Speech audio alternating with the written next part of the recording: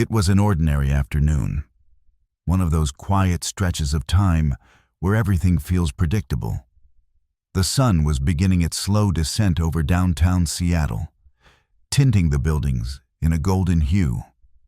I had a couple of hours free between meetings and decided to unwind at Brewed Awakenings, a cafe I'd frequented for years. The comforting hum of conversation, the soft clatter of cups, the hiss of the espresso machine, and mellow indie music gave the place its usual calm. I needed a break, just a moment to catch my breath from the relentless grind. As I pushed open the door, the bell above it chimed gently. The cafe was busy as usual, but I spotted my favorite table near the window and instinctively looked to see if it was free. That's when I saw her. Jessica, my wife. She sat bathed in the warm glow of the afternoon light, looking effortlessly beautiful. Her brown hair spilled over her shoulders, and her green eyes shimmered under the sun. She was laughing, that carefree, melodic laugh that once made everything in the world feel right. It had been a long time since I'd heard it like that. But something felt wrong. At first, I couldn't quite place the discomfort that rippled through me. Then I noticed him, the man sitting across from her. He looked polished, confident, short, styled hair, a clean face. His posture was open, casual, leaning in just slightly as he listened to her. The way their eyes met, the small smiles they exchanged. It was all too easy, too close. My stomach twisted. Was I overthinking it? Maybe they were just work friends. But something deep in me knew better. I should have walked away right then, but I couldn't.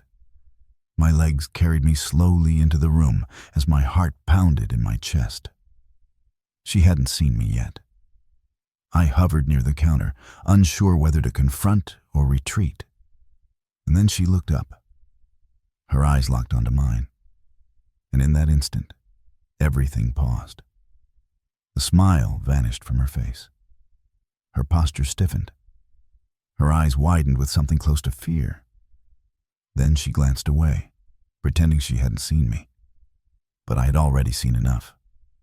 The man turned to me and smiled politely, extending his hand. "Hey, I'm Nathan.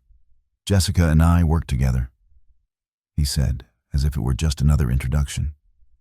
His tone was relaxed. Too relaxed. Something about his smile didn't sit right. Nathan, that name would stick in my mind like a splinter. I shook his hand. "I'm Ethan," I replied, struggling to keep my voice steady, though it cracked at the edges. My palm was clammy. Jessica stood up awkwardly, clearly thrown. She tried to speak, but nothing came out. The silence around us pressed down like a weight. Finally, she muttered, "Ethan, I didn't expect you to be here." Those words hit harder than any accusation. She hadn't even tried to hide this. No effort to explain, no instinct to cover it up. Just shocked that I'd walked in on it. I stood there, absorbing the weight of her betrayal. How long had it been going on? How many evenings had she claimed to be working late? How many times had I been lied to without hesitation? I turned toward her, barely able to speak. "Is this why you've been so distant?" She didn't respond. Her eyes dropped to the floor without saying anything more. I turned and left the cafe. The cold outside smacked me in the face like a wake-up call.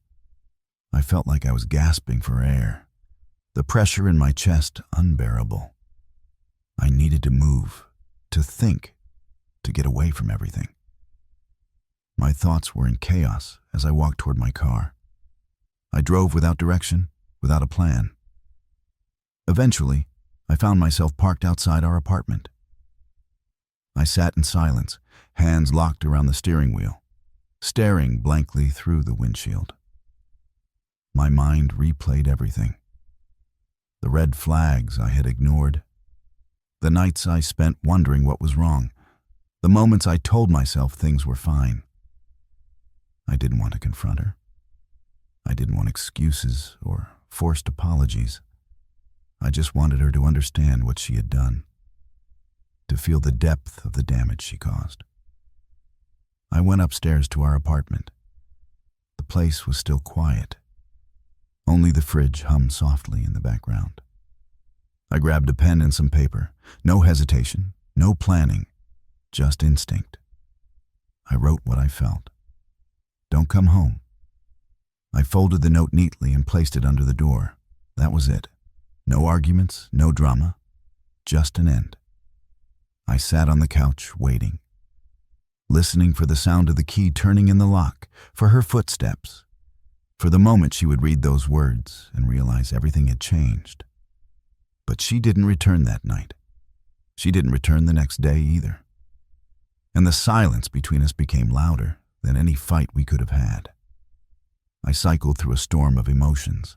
Anger, sorrow, disbelief. It was all tangled in a knot I couldn't undo. But through it all, one thing became clear to me. This wasn't just about her betrayal. It was also about me. About the person I'd become trying to hold on to something that had been slipping away for a long time. I had spent so much time clinging to a version of her that didn't exist anymore, and maybe never had. And in doing so, I'd lost a part of myself, but I wouldn't be that person anymore. I wasn't going to be the fool,